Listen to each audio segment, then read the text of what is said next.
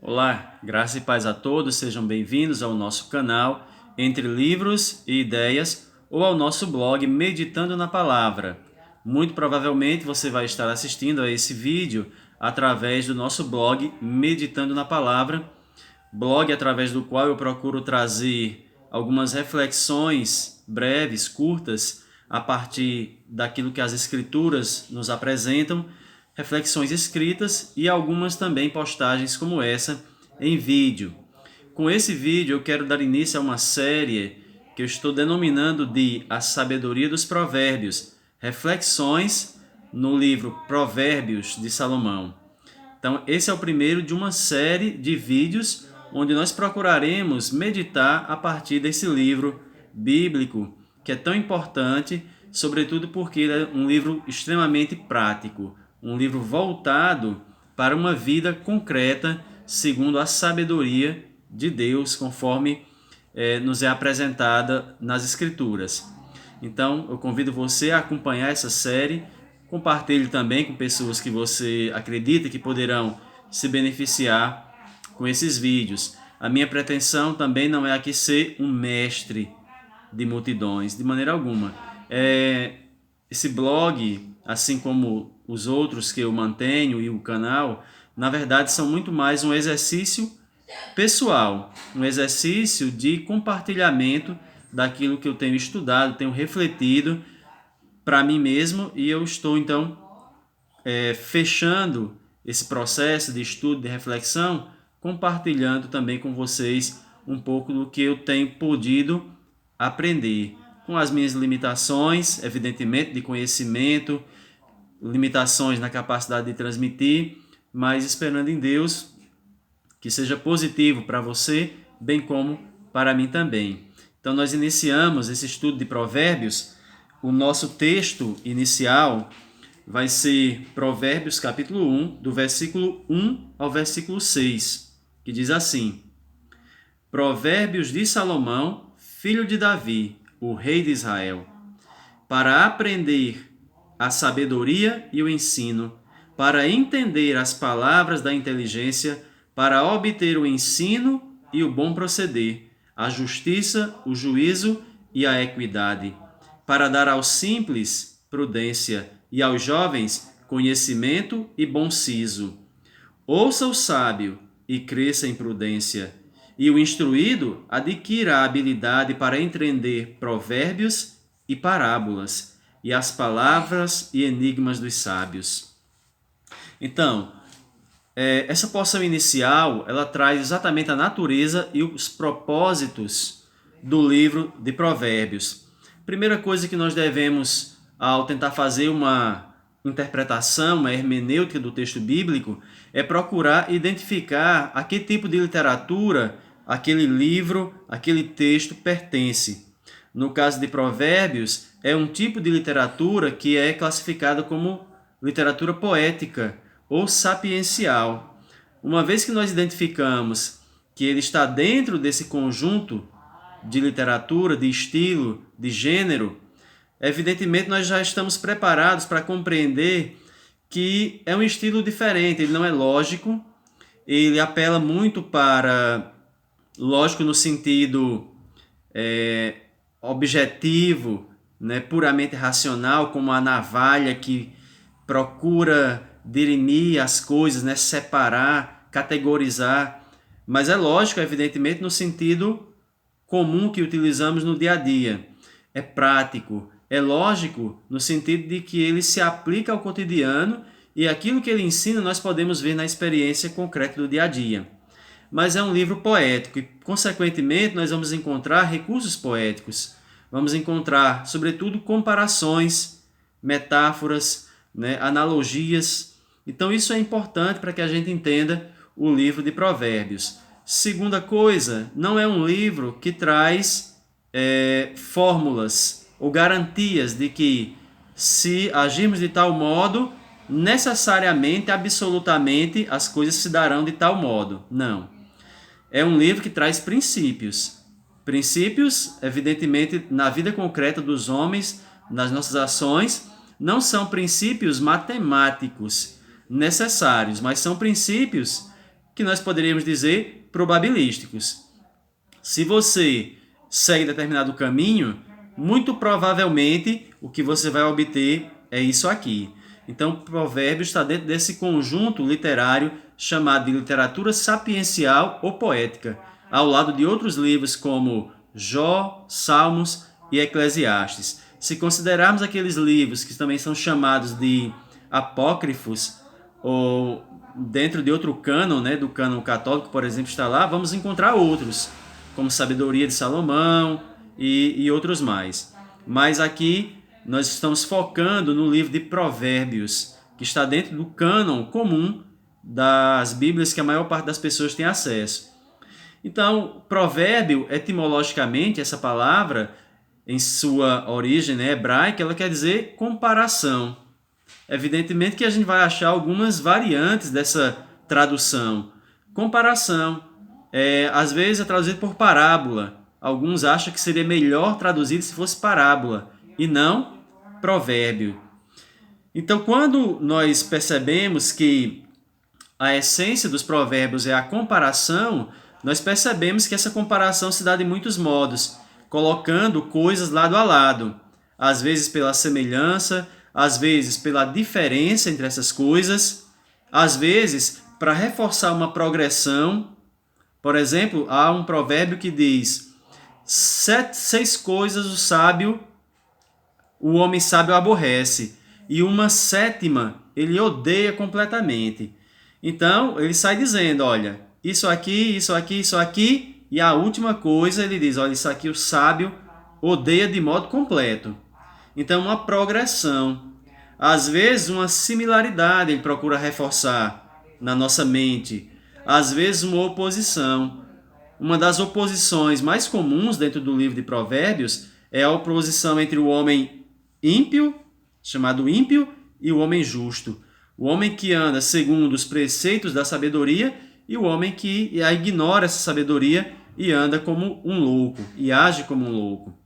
Então, os provérbios eles estão profundamente enraizados na vida prática, na vida cotidiana das pessoas. Esse é o objetivo. Alguns autores dizem que os provérbios eles sintetizam toda a sabedoria rabínica, toda a sabedoria complexa, né, da teologia antiga, os preceitos da Torá aplicados no dia a dia, no cotidiano das pessoas. Então são ensinamentos sintetizados, condensados e profundamente enraizados na nossa vida. A autoria do livro é atribuída a Salomão, como nos diz o versículo inicial, Provérbios de Salomão, filho de Davi, rei de Israel, mas os autores concordam que Salomão não escreveu todos os provérbios que estão ali. Provavelmente muitos deles foram compilados posteriormente por outras pessoas da época que conheciam seus escritos, né, e escreveram. Outros são da autoria dele mesmo. E dentro do próprio livro você vai identificar que existem outros autores também. Mas isso não é o mais importante. O mais importante é que há uma aglutinação de todo o conhecimento da palavra de Deus, toda a tradição do pensamento dos sábios da antiguidade estão aqui nesses provérbios. Mas Salomão recebe esse crédito por ter sido o seu grande autor. Salomão, que é conhecido como o homem mais sábio de todos os tempos, mais sábio em sua época. Sábio, com certeza, porque ele tinha muito conhecimento, mas não só por isso. Sábio também porque foi um homem extremamente devotado a Deus, apesar de que também cheio de defeitos, né? Isso é uma característica da Bíblia, porque ela mostra grandes homens, mas esses grandes homens sempre estão marcados por situações complicadas, sempre algum traço do caráter deles é mostrado como não sendo o mais adequado. E isso é ser humano. O homem, por melhor que ele seja, por mais correto, ele sempre tem uma falha no seu caráter. Com Salomão não era diferente. Então nós temos algumas referências a Salomão, para quem quiser aprofundar o estudo, pesquisar um pouco mais, por exemplo, em 1 Reis, capítulo 3, do versículo 2 ao 13, ali é narrado o momento em que Salomão pede a Deus sabedoria. Deus se dirige a Salomão e diz, olha, pede o que você quiser. E Salomão não pediu a morte dos seus inimigos, não pediu riquezas nem poder, mas pediu a sabedoria para assumir o reino e governá-lo muito bem, porque ele era apenas um jovem. E se viu atemorizado, vamos dizer assim, diante daquela magnífica empreitada que seria governar um povo, e ele pede a Deus a sabedoria para saber se conduzir. E o Senhor então diz, olha, já que você não pediu nenhuma dessas coisas, mas pediu a sabedoria, eu vou te dar o espírito da inteligência, a sabedoria para que você governe e ainda vou acrescentar tudo isso que você não pediu. 1 Reis 4, 29 a 34, narra a fama da sua sabedoria e a inclinação que ele tinha para estudar até mesmo as coisas da natureza. Ele pesquisou sobre plantas, animais e falou sobre elas, escreveu sobre elas, e a sua produção poética e sapiencial, que no caso estamos diante dela agora, que é o livro de Provérbios. Uma referência interessante a Salomão está em Mateus 12, 42, quando Jesus, falando com as pessoas daquela época, diz, olha, a rainha do sul, a rainha que viajou longas distâncias para encontrar Salomão e ouvir a sua sabedoria, no julgamento final ela vai se levantar e vai condenar vocês, porque ela fez um grande esforço para sair de um lugar distante para contemplar a sabedoria de Salomão. E está aqui quem é maior do que Salomão. Então o Cristo, ele é a própria sabedoria, enquanto que Salomão é alguém que exaltava a sabedoria e que bebia dela. Mas o Cristo era a própria sabedoria. E as pessoas estando na presença dele, muitos o ignoraram. Essa é uma referência interessante sobre a sabedoria de Salomão. Então, a sabedoria de Provérbios não é uma sabedoria especulativa, racionalista, como a sabedoria do Ocidente. A sabedoria grega, a filosofia que nasce no Ocidente dos gregos e chega até nós, ao longo da história do pensamento, muitas vezes é entendido como intelectualidade, como lógica, como racionalidade humana simplesmente. Mas a sabedoria bíblica, a sabedoria dos provérbios, não é essa sabedoria da lógica. Segundo a perspectiva de Provérbios, o indivíduo pode ser um cientista, pode ser um grande filósofo, um PhD, um pós-doc de qualquer coisa, e ainda assim ele ser um louco, ele não ser detentor da sabedoria. Porque essa sabedoria da qual Provérbios fala é a sabedoria prática, que nós vamos encontrar muitas vezes em pessoas mais simples no que diz respeito à sua posição social, muitas vezes até à sua formação intelectual. Pretende ser antes uma sabedoria prática que brota de uma relação pessoal do discípulo com seu mestre. E quem é o mestre? Não é simplesmente um mestre humano, mas é o próprio Deus. Porque a sabedoria, em primeiro lugar, ela provém de Deus. Lembra aqui do texto de Tiago, onde ele diz, se algum de vós tem falta de sabedoria, então peça a Deus, porque ele dá a todos e não nega essa sabedoria. Um pouco adiante nós vamos ver que há um momento em que os provérbios estão personificando a sabedoria e ela diz, se você me buscar, eu farei ela descer sobre você, a sabedoria, como chuva abundante. Então ela está primeiramente com o próprio Deus. E essa sabedoria, ela é uma relação prática. Quando o Provérbios fala em conhecer, não é conhecer simplesmente cognitivamente, mas é uma profunda relação intelectual, afetiva. É preciso ter amor por esse saber, amor pelos preceitos de Deus, e é moral, porque não é só saber e amar, mas é preciso também agir conforme esse conhecimento, conforme essas orientações e esses preceitos. E Provérbios 1, de 2 a 6, que é onde nós lemos, vai nos dizer quais são os propósitos da sabedoria desses provérbios. Na verdade, é instruir o homem para que ele aprenda a sabedoria, esta sabedoria, não a sabedoria da academia, não a sabedoria meramente acadêmica e dos livros, que fica aqui só na razão, no intelecto e apartada da nossa vida cotidiana, mas a sabedoria que de fato ocupa o nosso ser, se incorpora naquilo que nós somos. Aprender a sabedoria e o ensino, para entender as palavras da inteligência, para obter o ensino do bom proceder. Então é a filosofia prática, é a sabedoria prática, não é a sabedoria apartada da vida concreta. Para compreender a justiça, ou seja, você saber tratar as pessoas conforme a natureza de cada um, conforme aquilo que é devido a cada um. Eu lembro de outra passagem nas Escrituras que diz: a quem você tiver que dar honra, dê a honra. A quem respeito, respeito. A quem louvor, louvor. Então a justiça a cada um. O juízo, ou seja, a capacidade para discernir as situações da vida, as circunstâncias. E a equidade, que de fato é o equilíbrio. Então é uma filosofia, é uma sabedoria que nos leva a um conjunto de qualidades que fará de nós pessoas prudentes. Para dar ao simples a prudência. O simples não é a pessoa simples no sentido de que não estudou muito ou que ocupa uma posição não elevada socialmente falando. Um PhD, um pós-doc, ele pode ser uma pessoa simples.